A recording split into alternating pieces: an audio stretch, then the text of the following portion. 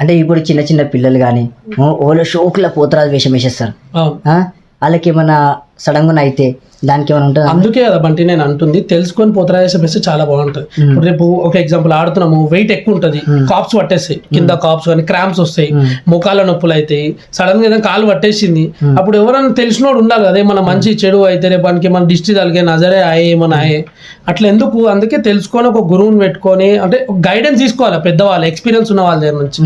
అట్లా మనం బందోబస్తు తీసుకోవాలి, బందోబస్తు చేసుకొని బయటికి వెళ్ళాలి.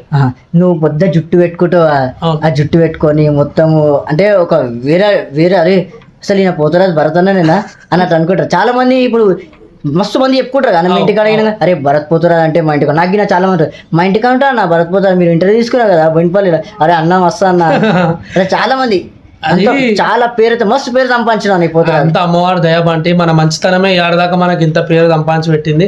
ఇంకోటి ఏంటంటే మన వెనకాల ఎన్నో జరుగుతూనే ఉంటాయి. సో ఇప్పటి వరకు కూడా నేను అవన్నీ పట్టించుకోలే, అవన్నీ తలదన్ని ముందు నడుచుకుంటున్నా. ఎవరు అన్నా కూడా వాళ్ళు ముక్కు మీద ఏలేసుకునేటట్టు మనం ఇలా బతున్నాం.